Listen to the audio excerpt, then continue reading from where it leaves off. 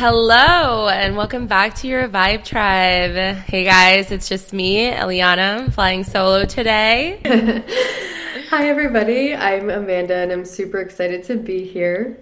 I'm going to preface this by saying that we recorded a whole podcast. It did not save. So we're trying it again. This is round 2. But anyways, so I want to introduce Amanda Vasquez. I don't know if you want me to say Vasquez. How do you present yourself when you say your name? Either or. You say it either way. Okay. I'm just going to say this is Amanda Vasquez. She's a psychospiritual coach. She's actually my ex-college roommate and also friend. So I'm going to let her introduce herself. Yes, again, I'm super excited to be here. Like you said, I'm a psychospiritual coach. I have a master's in psychology and spirituality from Columbia University, and I am currently a master's candidate in marriage and family therapy at the University of South Florida. I have so much training in the world of yoga and in meditation, and then I am also deeply immersed in the world of plant medicine. So basically just spirituality in general is the path that I have somehow stumbled upon. So I'm just living in it and breathing in it, and I love it so much. Well, I mean, that's a mouthful, but we're going to dissect everything that you just said. But I want to start from the beginning. So obviously, if someone looks you up on Instagram or sees you're like a psycho-spiritual coach, I mean, that's like not the end, but it's like what you're currently doing. But I wanted to kind of dive into like who Amanda was before you started doing this, or you started this like self-exploration. Who I was before. Okay, so I was a deeply conditioned undergraduate student giving into a reality that was not in alignment with who I feel I am at my core and who I am continuing to evolve into at my core. That's like my like short answer. What's the long answer?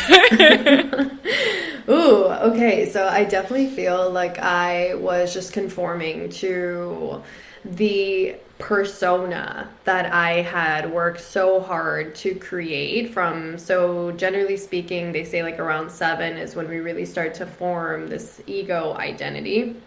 And so from the age of 7, let's say, all the way up until like 22, I was just living and breathing in that space of who I pictured myself to be. And what that looked like, I guess, was when I graduated from high school, going straight into undergrad, feeling like I didn't have any other choices, feeling like that was the only thing that made sense because I had been told growing up, like, you're going to school, this is what you're going to do, you're going to study something. And so that's what I did. I just went in and I had to pick something to study. I didn't really like what I was studying, but nothing else made sense to me. So it was the only thing that I was like, okay, like I can settle for this. And I think that's the key thing. Like it was just settling. Like, okay, I'm not 100% sure, but I'll just settle. And I do recognize that sometimes we do have to just make a choice, even if we're not fully aligned with it, because we have to move forward. If not, we're staying stuck, and that is also a choice. So I did what I needed to do, I think, to move forward. But I didn't ever feel like lit up necessarily by anything that I was doing. So I didn't feel like I was tapped into my intuition. I was conforming to ideals and standards that I thought I had to abide by because that's what had been shown to me through the media, through my parents, through the Cuban culture in Miami, in the school settings, etc. Yeah, it's kind of crazy. I mean, I relate to that too because when I was in college, same thing. I mean, no one told me, you're like, hey, Eliana, like my parents were like, you have to be a doctor, you have to study science. But I think you just slowly, like, you're like, oh, okay, well, I have to do something that's successful. Like, okay, my parents are immigrants. My mom can't afford to pay for my college. So I'm like, okay, I have to pick something because what else am I going to do? Like, what's the alternative, right? So it's like, okay, you have to pick something. And so then you're stuck doing something every single day that you're like, oh my God, why did I pick this? And then you're almost kind of like, well, I have to finish because now if I don't finish, now I'm a failure. And it's just like such a vicious cycle that just like engulfs the majority of people's lives that it's like wild. Yes, and that is very much, I think, what I was also caving into. My parents aren't immigrants. Well, technically my dad is, but he was raised the majority of his life in the United States.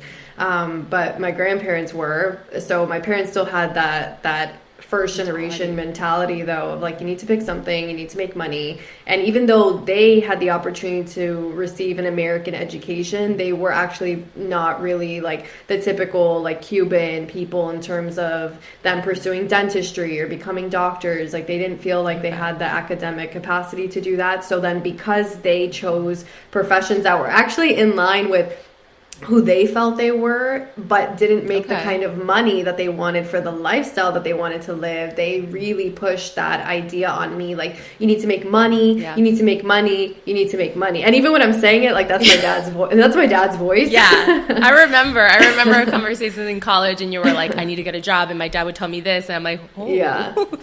Yeah, so like that was the pressure that I had on myself. It was never this mentality of like, I need to learn who I am. I need to learn what I like. It was just like, I'm going to fit this mold so that I can make money right away. And I do want to make money, and I am going to keep expanding my abundance mindset, but it's going to be doing something that I feel is aligned with me, not anything I think I should be doing. Once you're shitting on yourself, like, you need to take a step back and reevaluate your life. So what was the breaking point then? So you went to school, you picked something you didn't like. When did the cycle stop, I guess?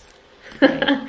Yeah, so I was stressing so hard. I remember last semester of undergrad at Florida State, I remember my neck was on fire. I went to the chiropractor. The guy was like, you're just stressed, like, you're a college student. But he wasn't into like a holistic approach necessarily.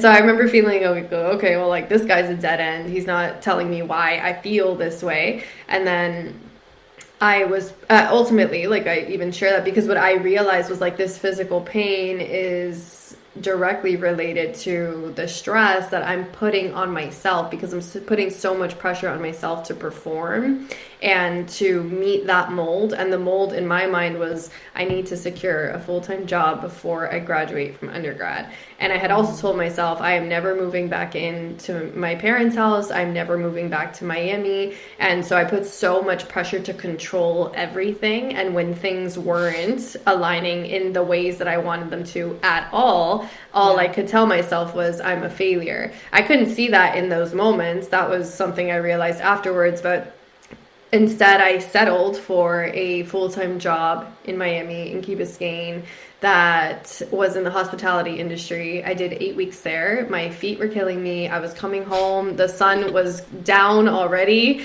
I would wake up. I would make like the sun was gone, and I remember feeling like, this can't be my life. Like I'm coming home. The sun is gone. Like, what is life? Like, what is like, this cannot be my life. I'm waking up. I'm working. I'm coming home. I'm eating, and I'm going to sleep. And if I'm lucky, I have like 1 hour to exercise, which was my main priority at the time. And it's still probably a struggle. Like, you have to get up and, okay, I have to do this. Like, let's go. Right. And I was just like, why am I doing this? Like, who said I needed to be doing this? You know? And that's when one day at the hotel I was working at, dude, I got like, that hotel blew my mind. They gave you 6 days, 6 personal days off in a year. 6 paid. 6? That's it. That's crazy. That's actually crazy. Yeah. So because hospitality, they need you on like every holiday, on like everything. Exactly. So that place like blew my mind. If I had a doctor's appointment or something like that was already going to take up my personal time. So when do I ever have personal time? Like, it was just so ridiculous that I thought, like, I can't believe so many people in the United States are actually living these lifestyles, right? Yeah. And it was taking a toll on my mental health and my physical health, everything. So that was when I had a literal breakdown, because I hated my job. I was having a lot of relationship problems at the time. And I just hated everything. I hated everything. And everything sucked. Everything sucked. Like that sometimes. Yes. Yeah. Everything sucked. And I remember, though, like, once I left that job, which is what I did, I was like, okay, I don't know what I'm doing in my life, but it's not going to be this. I quit on the spot. And I didn't even do 2 weeks, which I'm like super famous for at this point. Like, I hate the place so much. I'm not even fucking doing 2 weeks. I'm leaving. I'm notorious for that. So yeah, I did. I did what I need to do. I quit. The next day I had an interview. I started the following week at another job full time. So it was like I was still meeting the mold, you know, like I wasn't failing in my mind because I was still working. And the crazy part is, though, is that I was living at home. Like, again, who's putting this pressure on me? Nobody. I don't have rent to pay. I'm 21 years old. 21 years old. Like, when I think back, I'm like, why? Who? You're so young. Like, relax. I'm like, what the hell? Like, what was I trying to amount to in my life? Like, I think I was fully convinced that, like, overnight success was a thing. And that I wasn't meeting those standards. It, right? Yes. You see it sometimes, so then you feel like, I have to be the same way or I'm failing. Yes. So it was just like, I'm done with that. I got something that was more aligned. So it was working for a vegan food and juice bar. So since I was obsessed with like health and nutrition at the time, that was one step closer to being more aligned.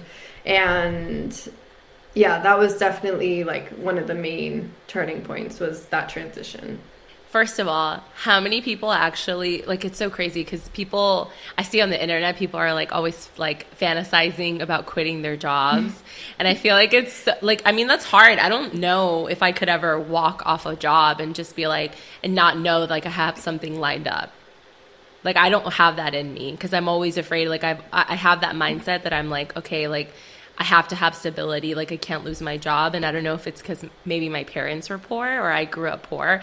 And so I have like that fear that I'm like, no, I have to have a job. I have to have something lined up. Like I can't just be like, all right, I'm done. I wish I could. I also fantasize about it. Just feeling I'm done. So that takes a lot of balls. Yes, like one of the main factors has always been that I know that I have my parents to lean on. And even though they have never explicitly told me like, listen, we're here for you. Please, we'll give you all our money. Like I have put them in like some situations where like they want to pull their hair out because they're like, we cannot believe that you have done this again. And a lot of it is because like, let me explain myself. So no, when I was living at home, like to me that wasn't like such a big deal. I mean, even so it's interesting because I worked at that other job for 3 months and I had started, like I had my first Reiki session done to me, which is an energetic healing practice. So I had that done to me and basically like that woke me up energetically. So it works with the chakra system and the practitioner. It's like hands-on healing. It's a Japanese healing technique. She put her hands like on the crown of my head, on my forehead, and so she's working with the energetic body. And that's when I think like my awakening really, really happened spiritually for me because I started having like during the session, I had visions of my family, of me growing up as a kid. It was just like showing me like a timeline basically as to how I had been through all the things I had gone through to be where I was in that moment. And just like a very spiritual experience, like very mystical, I guess is the best way to put it. And that's when I was like, oh shit, like, okay, there's way more to this world than anything that I can ever think of or that like or sparked imagine. Your interest. Mm-hmm. Mm-hmm. So I saw you said something on your story that you said everybody is spiritual. Yes. And I don't think I had believed that to be true. But I guess I don't really know what the definition of spirituality is. So can you define what spirituality is to you or what it is? Because I don't know if there's like actual definition. I mean, yes, that word has so many different meanings and it is a deeply personal word. But at least in my experience and from what I've explored, it's having a connection to yourself. It's feeling connected to yourself. Feeling like you have a purpose in this life and feeling in that way that now you feel connected to yourself, it creates the capacity to feel connected to the world, to feel connected in your relationships, to feel connected to your job, to feel connected. Like I just think of spirituality and I think of connection. Yeah, because I think most people, when they hear the word spirituality, they think either religion, which I don't think those things are synonymous. And then, I don't know, like something that can't be explained, something ethereal, right? It's not analytical. So it's interesting that you said that everybody is spiritual, but I think because that word is like always connected to something like witchcraft, or you know what I mean? It has some like magical, like ethereal definition. Yes. And that's why where I'm coming from, though, is I can expand on it. Basically, every human being, no matter what your belief system is, you are born, right, from a woman. And that in itself is like the greatest mystery, that between a man and a woman, this child is now being gestated in a woman's womb and then being birthed through a woman. So that in itself is already why we are inherently spiritual beings. And I do see what you mean by like the mystical component to it, because that is kind of mystical, right? Like that is the mystery of life. Like, okay, yeah, scientifically, biologically, we can explain all these things, but like, what are we even doing on this planet? Right. Accurate. Like, why do we exist? Like, what is world? What is life? Like, exactly, you know, true.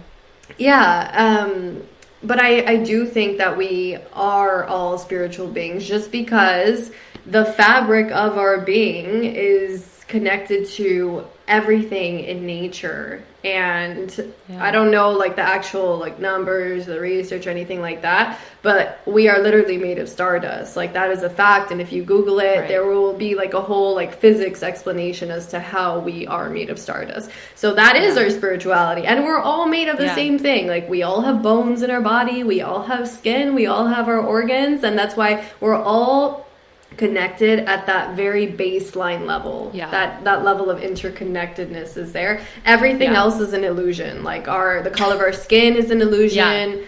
Economic status, all that stuff, like we have to deal with it, and we deal with the repercussions of all of it. But at the end of the day, at the baseline, like that's why we're all spiritual beings.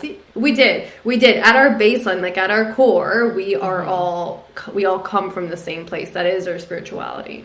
I love that. That's really interesting, because until you said that on your story, I was creeping. I was like, I never really would have thought of that. I'm like, yeah, I guess we all are spiritual if you look at it in that way. So that's really interesting.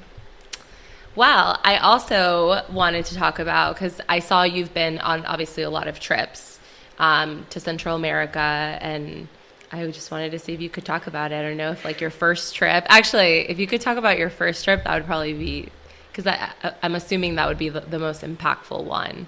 Yeah, so my first one was in July, and I went to Ecuador. And I vision quested. And what that means in the tradition that I work with is that I committed myself to questing once a year for 4 years straight. So this was my first year questing, so I have 3 more years.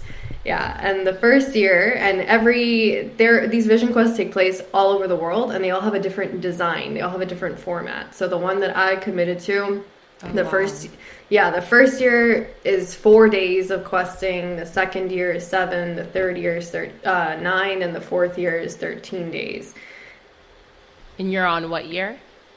So I just did my first year, so I did 4 days. And what that means by like 4, 7, 9, like what are we even doing? Basically, there is a camp out there in Ibarra, and I was on this mountain called Imbabura. And that mountain is very beautiful. These people have an organization with this camp set up there. So we had our tents, and then they have their bathrooms, and they have like a common dining room or whatever. I was there for like 19 days total, because it's this whole thing. But it's this whole thing. So yeah, I did 4 days though. Basically, they carve out like a plot of like a bed. Like they will like dig up like a bed space for you in this little area that's like on the mountain. Yeah, it's on the floor, but it's on the mountain, right? Okay. So the camp is on the mountain, and then within that property you walk maybe like 10 minutes of like a little mini hike, and then they've carved out like a plot for you. Sounds like I say plot, but that's not the right word. Like a spot, because a plot of land, a plot of land to land. Like, but basically, yeah, like they literally just like flatten out a piece of the land, which is where you're gonna lay down, You have your Yeah. mosquito net. Like you have a mosquito net if you take Oh, one. wow. You have the clothes that you're wearing for those 4 days. You're not supposed to like take any other clothes with you. You're not supposed to take like toiletries or anything, like bare minimum, because the point is Right. that we're like reenacting what a vision quest would have looked like 100 Back plus in the years day. ago, right? Which you're not taking your cute toothbrush. You're not like, Right. putting your lip balm on. Like you're being weathered by the elements. You're in the elements.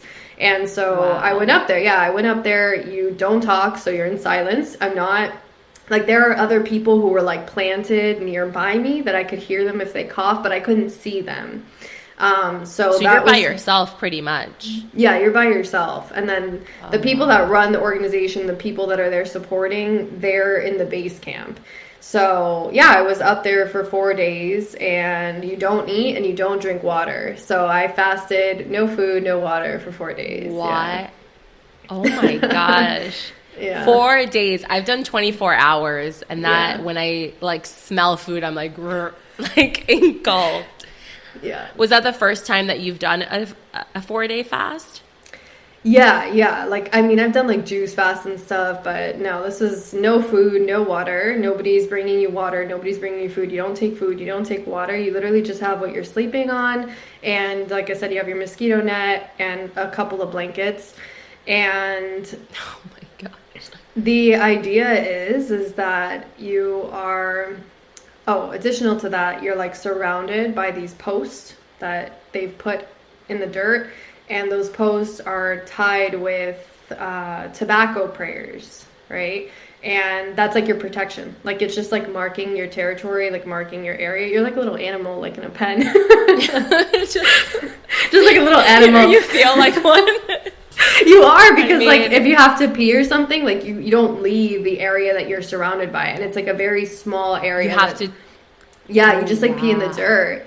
Yeah, I mean, you're not pooping because you haven't eaten anything. Like if you have to pee, you just pee in the dirt. God. But don't you like detox when you fast? I mean, when I fasted for 24 hours, I like detox. I mean, yeah, My like- body's like, oh my gosh. Yeah, well, the body, I had already been talking to my body for a while. Like, I was like, listen, Okay. like, this is going to happen because the body goes into shock, obviously.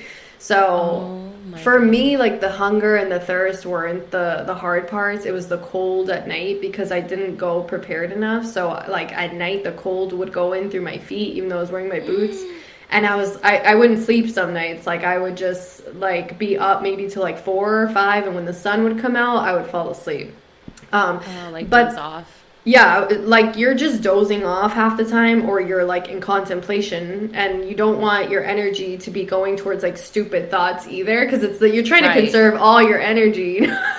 So it's like if my brain would just go on some ridiculous thing, I was like, we need to focus here. Like bring it back. Like, Yeah. oh my gosh. Well, yeah, I mean, you're a complete isolation, so I'm sure you have more like, how do I say it, like control of where your thoughts go, right? Because I feel like when you're like filling your mind with stuff, you're doing things, it just like wanders.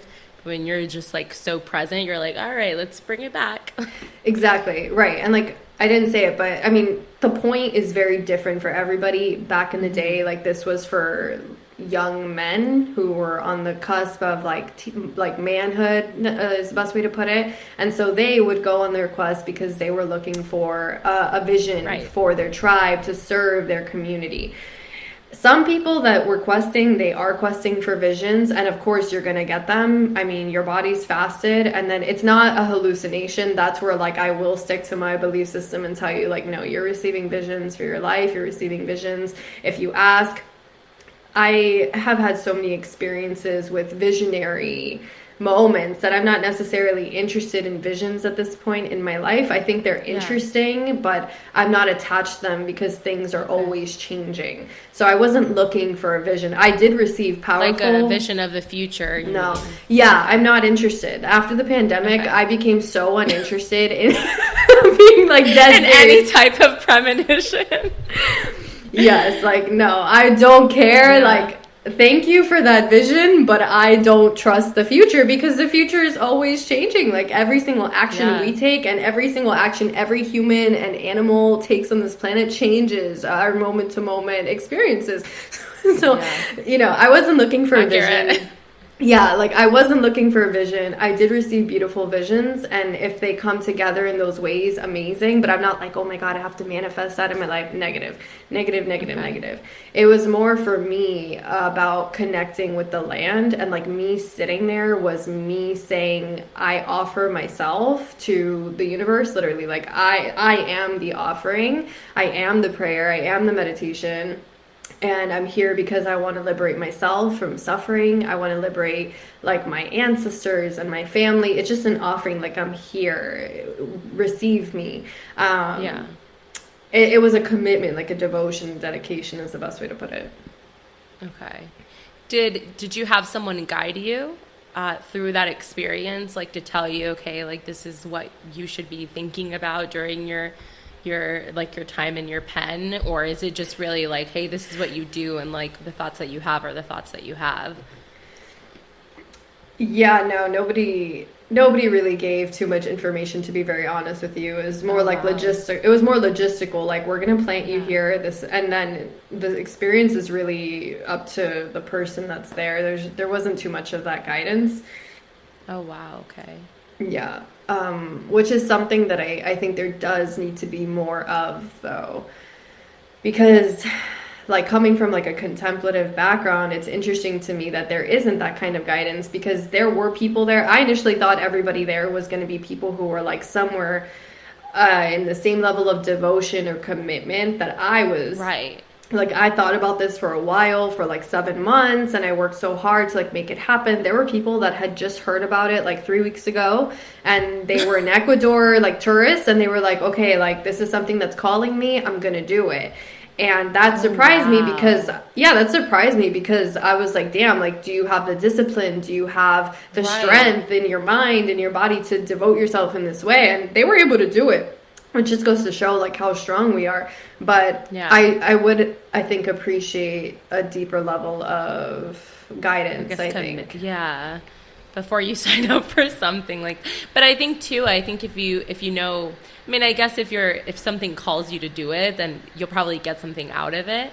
But if someone can guide you and tell you like, hey, like, like what are you trying to get out of it, right? Rather than just doing the experience, you probably would get more out of it. But I don't know, maybe not.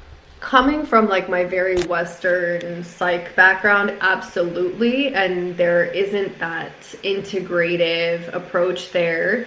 It's definitely more rooted in, I can't even say that it's like, oh, it's because it's rooted in tradition, because I feel like traditions also are there for guidance. I think it's just like the way that the people organize the camp, like that's not something that they're thinking about. Again, I think they're just Yeah. so focused on the logistics because there's so many people going up that they're just Wow, worried about, really? oh yeah, there's like, and they said this year there That's weren't very as many. surprising. Yeah, no, these quests are happening all over the world. The majority of them are happening in the summertime. And like Wow. to give you an idea, I feel like there was like maybe, mm, I don't know, like 25, 30 people that quested this year. Not the Wow. 4 days. Like for the 4 days, I think there were like 12 of us in Oh, total. Like okay. the 4, the 7, the 9, the 13. Yeah, there were like maybe like 30 of us. And they said there's usually more, but people, because of COVID and all that stuff, they didn't Right. show up. Yeah. That's wild. 4 days. I mean, I'm sure I could do it. I mean, I have enough meat on my bones to support 4 days of not eating, but that seems like a lot. Wow. That's awesome. The reason it's so doable, I'll share very quickly, is because you're not Yeah. moving. You're not moving. When we're Yeah. moving and we're immersed in the world, like I can barely even go like 7 hours without eating. I feel like I'm gonna die. But there, you're not moving. You're not. Your energy's not being consumed by conversations. You're not driving. You're not walking. Nothing. Like you are. That's why you're being planted, because you are literally like a seed. And over the next 4 years, every time you're there, like you're growing. So yeah, that's why it's all possible. So the next time you go, what, you're fasting for that length of time? So if your trip increases in time, you're fasting like the like however how many days you're there in Yeah, your pen so or in the box. in the box, but it's In the like box. in your plot of land. I don't know. Yeah, Yeah, um, so next year when I go, it's 7 days, and it is going to be 4 of those 7 days is that same time of fasting, no food, no water.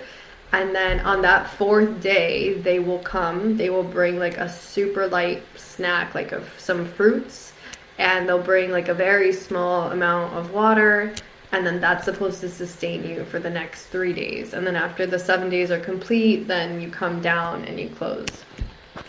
Wow. Honestly, though, I feel like we probably all need that, because especially nowadays, like, we just expect to be fed. Like, we just expect everything, right? We expect water to be available. We expect food to be available. So I'm sure it gives you a lot of gratitude, like, once you make it and you're like, wow, okay. Like, that water tastes so much better than probably any water you've ever had. Absolutely. Why do you think that we're singing to the water? Because you know how important water is when you don't have it. That's something that most people in like first, I'm going to use this word, but like we don't think about it. Yeah, like in the US, let's just say like we're not even, oh, water. Why would you be singing to water? Like you look like a psycho. No. Let me tell you something. Like this water is life. This water is life. That water is the reason we are here on this planet, is because of water. So yeah, we lose that connection, like that importance to it, because we just always have it. It's sad. Very, very sad. Okay, well, that's super interesting. So you mentioned plant medicine. So I did. What is that? What is that? Okay. Plant medicine. I'm sure many people think they are using plant medicine, but I don't know. What is that to you? Oh, shit. Plant medicine. Okay. Ooh, so when I say plant medicine, I'm referring to entheogenic plants. And these plants, well, first of all, entheogenic is when plants that are psychoactive are worked with to attain spiritual enlightenment, is the best way to put it, or to have a spiritual experience. And there's a reason why I'm saying entheogenic, and it's because I want to really emphasize that this is not for recreational purposes in any way, shape, or form, where if I were to use the word hallucinogenic, that changes the game. So the connotation like the what? You said it changes the usage. Is that what you mean? Oh, like you said the connotation. Entheogenic. Yeah. Yeah, absolutely. And so these plants have been worked with for like hundreds and hundreds of years by native people.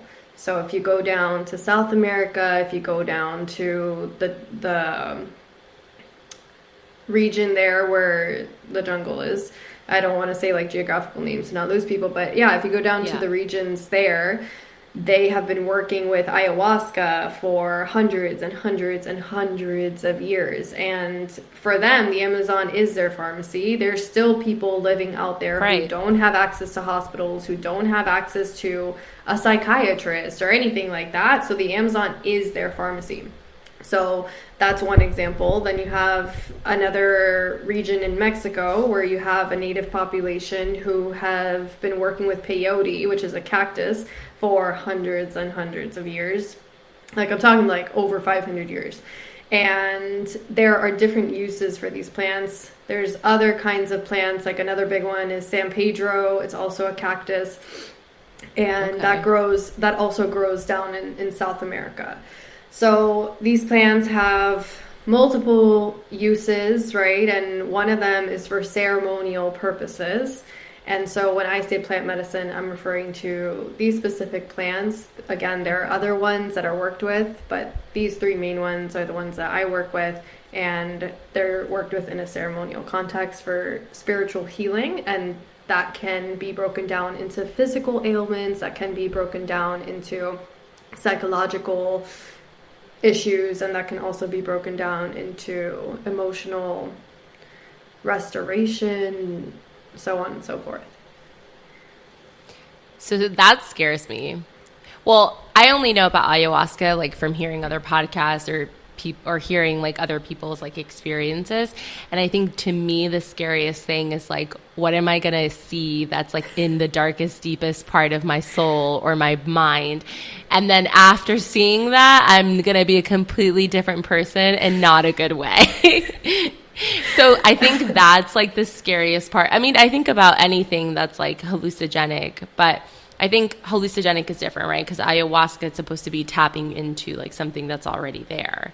Okay, so the hallucinogenic thing is complicated because technically, according to science here in the US, ayahuasca is a hallucinogenic.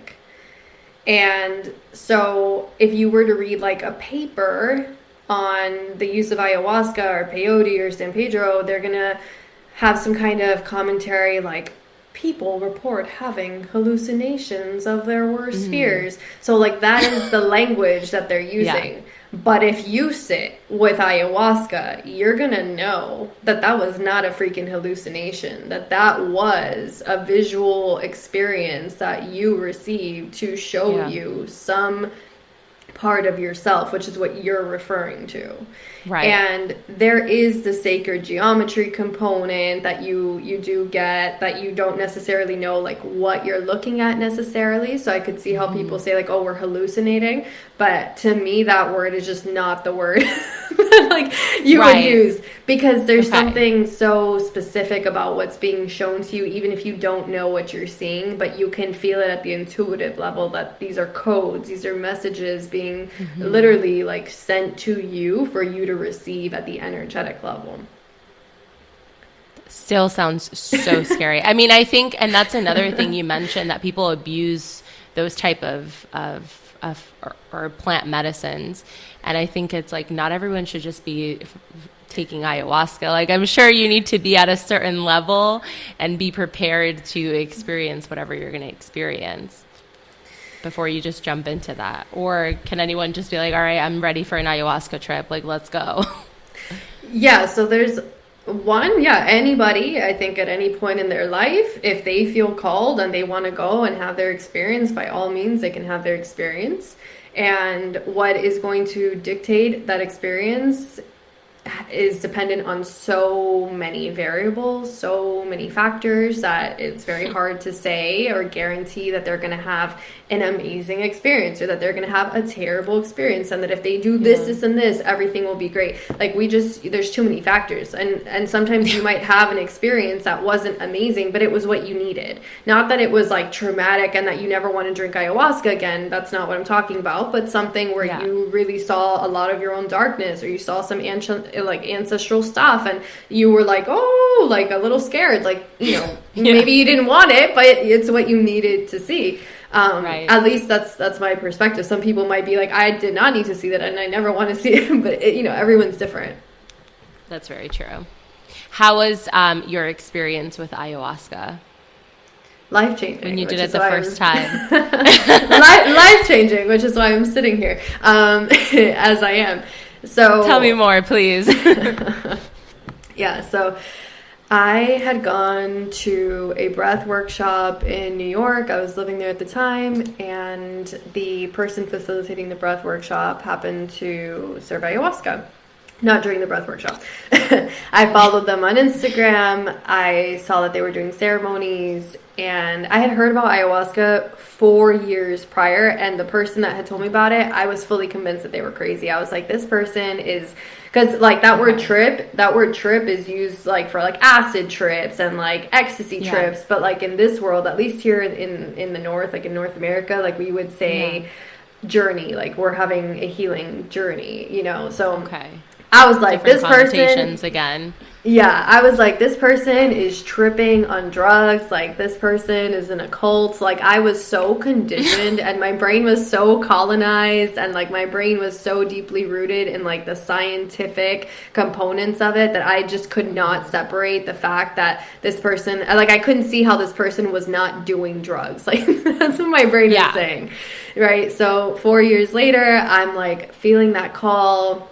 I had already done one plant medicine ceremony for like context, and it had been Okay. 4 years ago with that person that told me about ayahuasca. She had Okay. she had introduced me to a mushroom ceremony, and for some reason, like, that was less intimidating than an ayahuasca ceremony. But it's because I think, like, people here in the US, like, mushrooms are accessible to us, and Right. you know, like, it's just so different. Like, ayahuasca is like a whole other world, comes from literally another, like, it comes from South America. Like, it just sounded scary to me. So the mushroom ceremony was life-changing. It was so powerful. It was intense, but it was very beautiful. And it doesn't have the same purgative effects that ayahuasca or peyote or San Pedro do. So it's like a very clean experience, generally speaking. Super powerful. I remember, like, feeling connected and like very mind blown. It was very much like a unity consciousness experience with the mushrooms. Like, wow, like, I'm connected to everything. We are all interconnected. Like, we're all brothers and sisters of the earth. Like very, like, oneness was the theme. Okay. And then it also just brought me a lot of healing with my relationship at the time, like, teaching me that I can't control somebody else. Just showing me a lot of how, like, what I was experiencing and the suffering that I was going through in my life, the majority of it wasn't necessarily the circumstances I was experiencing, but how I was responding to the circumstances. Yeah. So that was super powerful. I tried to find, like, other plant ceremonies, like, over the next 4 years. I think I tried maybe like 2 or 3 times and never aligned. And then boom, like, the door opens for ayahuasca.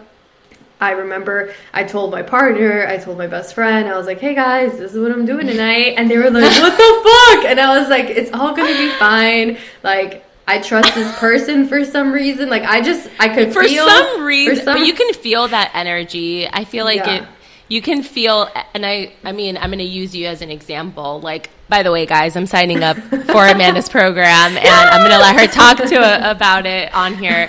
But I am not the type of person that just, like, hears what someone says and it's like, oh yeah, let me get on that. But I felt something, and I felt like the intention of what you said, and I'm like, I feel like I can learn something from you, and so you feel that trust, and you're like, okay, I'm gonna go for it.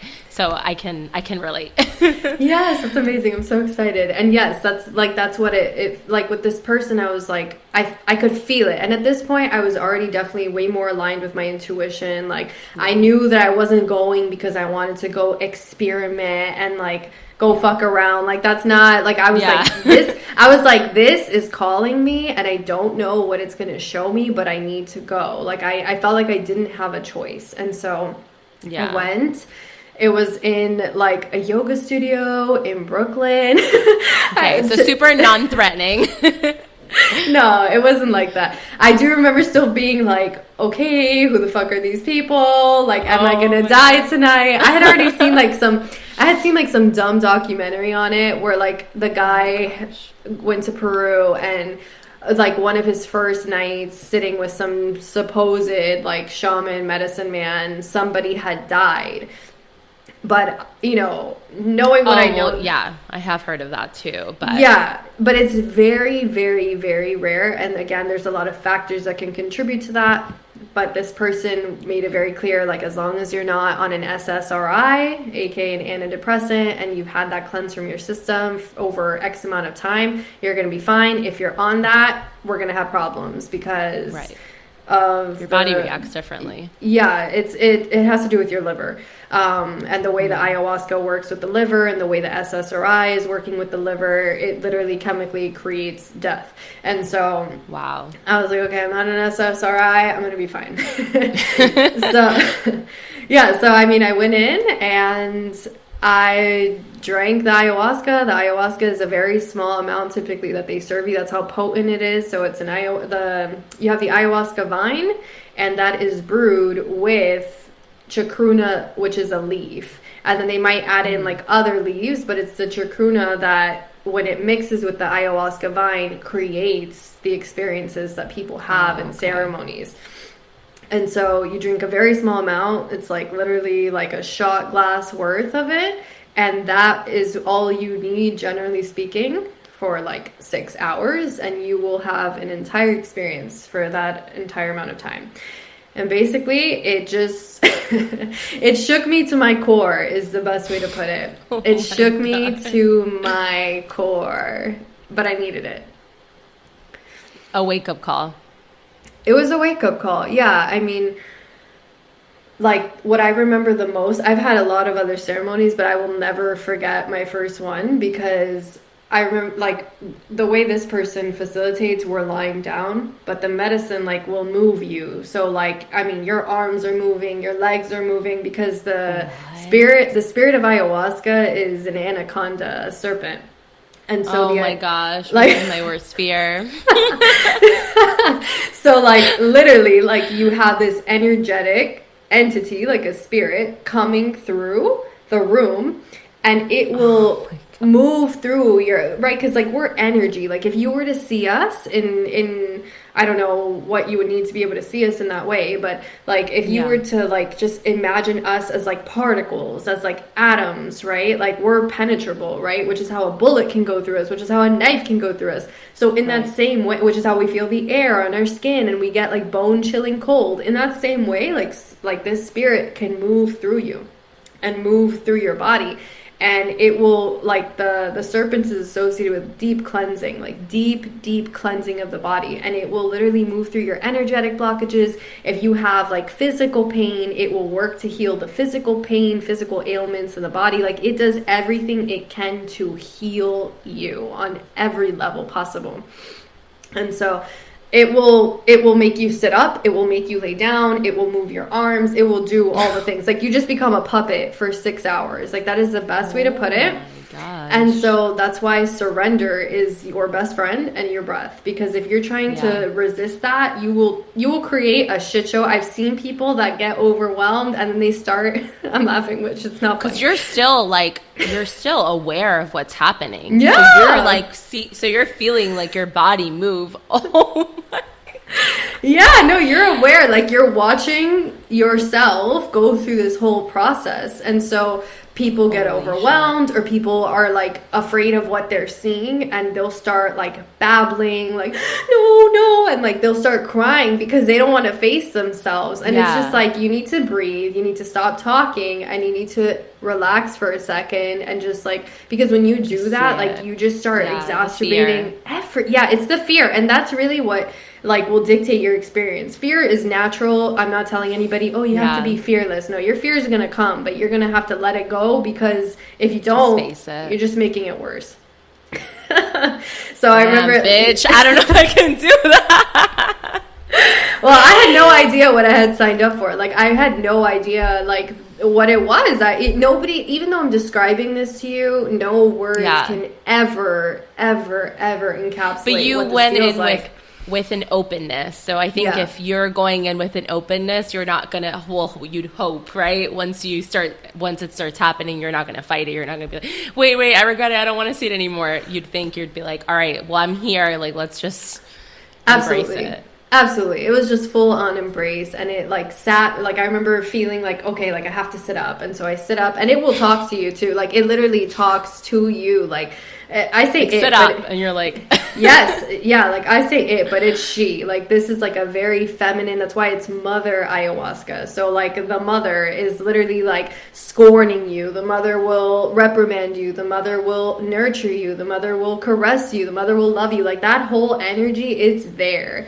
And so I remember like sitting up, and then it was just like, that's the loudest like voice I've ever heard in a ceremony, because it was like the voice of God, like you, like screaming at me, like, and it's crazy because it's in my world, like that's what's happening, but nobody else can hear that. Nobody else can experience that. So it's like so unique for each person. But like the voice of like a God, right, like screamed at me, and it was just like, you don't love yourself. And I remember sitting there and then just like crying because all that energy, all that hatred towards myself, everything is just moving. Like coming out. It's just coming out. And that was just like one piece of like a 6-hour journey. Oh my God. But it was just like, I remember like the room shook, and it was just like I was shook to my core. Like it was humbling me to the point of like if you don't surrender, and if you don't face yourself, and if you don't own up to the fact that you hate yourself, like you will never amount to anything that you want to accomplish in your life. And I mean, that's like the main thing that I remember. Yeah. Just one of the things that stood out to me. That's crazy. That is crazy. Yeah. Well, I mean, it's funny because I say, I'm like, oh my God, I don't know if I'm ready for that. I'm so afraid. But it's like, I'm afraid of what's going to come out of my head, right? But I'm sure most of those thoughts, I already know them. It's just hearing them back. Exactly. And that's the thing. It's like the majority of what is being explored in those spaces are our subconscious thoughts, are our subconscious beliefs. And then there are certain things in the unconscious realms that we have no idea that they exist and that they can be shown to us. However, those things know that we exist, right? And that's important to recognize, because if there are things in the unconscious that are living and breathing through us, right, and we don't know about them, then what are we doing? Like, how can we fix it? And so when we go into these spaces, if things that are extremely unconscious do get pulled up, you know, best case scenario, or worst case scenario, depending on how you look at it, you go to a therapist, and you start talking about and you start talking about it, because you're like, holy shit, I had no idea. Like, I really had no idea this existed, and what do I do with this information? And that's why the integration part is so important. That is powerful stuff. So how did you leave that ceremony? Like, do you just go home, like, grab your purse and go home? Like, yeah. What do you do after that? What are the steps after? We would love to know. Oh my God. Okay. I remember, like, waiting. I mean, there you're not driving in New York. You're in New York, so that's a good thing. I remember, like, giving myself some time. Like, they close the ceremony, and then, you know, you have like a couple hours to do whatever you want. Ayahuasca ceremonies typically end like around 4 in the morning. They're different from peyote and San Pedro that end at like 8, 9, 10. So I remember, like, I just got my stuff, and I was like, all right, I'm gonna call an Uber. I went home. Just gonna call an Uber. I went home, and I remember being like, was that my first one ever? I feel like that was my first one ever. I think it was. I got to my apartment, like, to the door of the apartment, and it's New York, right? Like, I live on the 5th floor, and some guy walked by, and he asked me for money, because I lived on 2nd Avenue. And so what that means is there's just like a lot more foot traffic than on the streets. And he asked me for money. And I remember being like, oh my God, like, I'm not going to answer this guy right now. Like, I still have a bunch of ayahuasca in my system. Like, the like compassionate part of me was like, I just want to give him like the 50 cents he's asking me for. Yeah. But then, like, you know, like, the vulnerable woman in me was like, I'm not going to put myself in that position right now, because who knows where this could go. Like, I'm not fully, like, you know, here right now. Yeah, that's the word. Yeah, like, I just so whatever. That was like a weird thing for me too, because like anything that happens like right after ceremony is very much reflective of something that needs healing, right? So that's why I shared that. So there were a lot of things there. Like, I think there was just like my prejudice just towards men in general, and then on top of that, like, I was heavily conditioned. Like, I was facing a lot of like my own like racial prejudice at the time. So I feel, and he was like a man of color, so it was like facing the man bias, facing the man of color bias, and then also just like not 100% sure if that's even like, is that even what I need to be? Is that really happening? What the fuck? I don't know. So then I was like, I'm going into my apartment, and like, I'm opening the door, and like, I went up super quick. I was like, I need to get. You're like, I gotta go. Bye. Yeah, I was like, no, and then I just went up the stairs. I was like, you know what? I can pay the price for that later in my life, but it's not going to be right now. Long story short, integration. I mean, yeah, integration's super important. I did do like a lot of journaling to document, like, because, you know, you'll get wrapped up in life again, and you will forget. You will forget. So I did like write down a lot of my stuff, and I did keep sitting in ceremonies. It's very different for everybody. Some people might sit in one time, they're good. Some people might sit in once a year, and that's like their yearly thing that they do. Then there are other people who feel the call, and, you know, it's different for everybody. But the thing is that I kept opening Pandora's box, like the first ceremony, then the second one, then the third one, then the fourth one. And then I did like a personal development program, and we were in this group call, and the mother wound wound came up. Like women were all just talking about stuff that had come up with their moms, and like my throat was like so choked up, and I was like, damn, like I didn't know that I had all this inside of me. So along with like all of Pandora's box that I opened, plus that personal development program, I was like, I don't know that I can handle everything I've uncovered right now so intensely without a therapist. So that's what led me to getting into the world of therapy, was me realizing like I need like a trained professional who has roots in Western theory to help me ground all this information down into this physical plane. Otherwise, everything was just like in my mind and in my journal. Yeah. But I needed help because the stuff that like came up for me was just too big. It was too big. Yeah, it's like, how do you, I mean, you're not going to know how to cope with those things just naturally. I mean, you could have like what's going on, but now it's like, all right, well, how do I actually get through it all? Exactly. And I did have like my yoga practice, I had journaling, I had my meditation, I had exercise, but there is nothing like, in my opinion, like a coach or like a mentor or like a therapist who's like going to sit there and walk with you through that process. Wow, that's awesome. Well, that leads us into your program. Yes. So super exciting. So I'm going to let Amanda talk about her program called Feminine Rising. Yes, I'm super excited. So this program is basically, this program is basically a culmination of all the wisdom and all the mystery that I've had the opportunity to come across, and that has also been presented to me on my journey over the past 5 years of being able to just dive deep into self-exploration. Even prior to ayahuasca, I was already in an introspective space because I was in my master's program at Columbia. I had already had a couple years of yoga under my belt, which is very introspective and contemplative.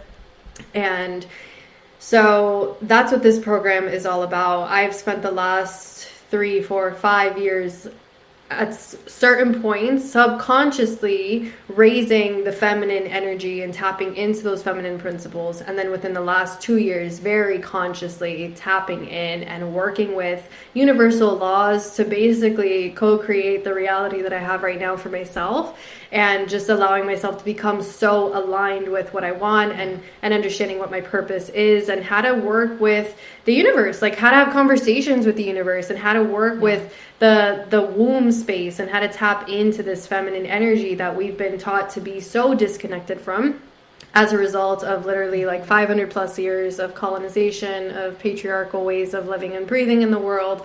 And while all of that serves its purpose, and I'm no longer as angry, as angry, you know, I'm still working on that, towards like the patriarchy. I'm one of those, and I'm like, fucking patriarchy. But I am fully aware that like we have arrived in a time where basically this feminine energy, this way of living in the world that is connected to these feminine principles is literally sweeping across the planet, right? Because the feminine energy is all about darkness. Like if you look at the yin and yang symbol, the feminine is the black side, and people associate all those things with being bad, but they're not. It's literally that space, that depth, that profundity that when we tap into it, we may not know what we're going to get. Like you said, we're going into that unknown space, but it's in that unknown space where we get to find all these different parts of ourselves that have been lost for better or for worse. And when we raise them up and we integrate them into this physical plane, we literally experience a greater sense of wholeness in this life. And that wholeness might look like a better love life, a better sex life, a better life with your career, you know, and I love that. With your like with your family, and above all that, with yourself. Like you are like that core component, and when we work on that, everything outside externally will radiate what we're doing within. And so that's what the program's all about. So it's literally like me just like totally sharing like all the secrets, all the magic, all the wisdom that we have embedded in the fabric of our being that is also embedded in the fabric of the earth. And how do we work with these energies? How do we work with the feminine energy to co-create and alchemize everything that we experience? Just to sum it up. Summary.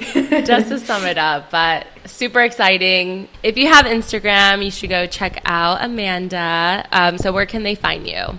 So they can find me on Instagram at I am Sacred Earth, and that's basically it. I only use Instagram. Just Instagram. Keep it simple.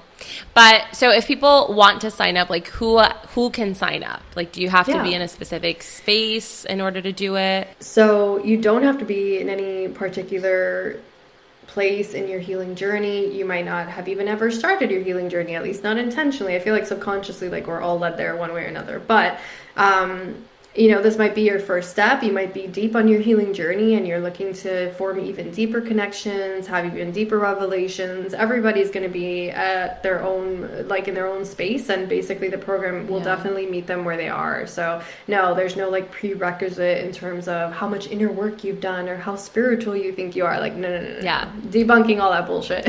Yes. We love that. Oh, yes. Well, thank you so much for coming on again. Yes, it flowed amazingly, and I'm so grateful that you had me come on again. Thank you. Yay. All right, guys, go give Amanda some love on Instagram, and I will see you next week. Bye. Bye.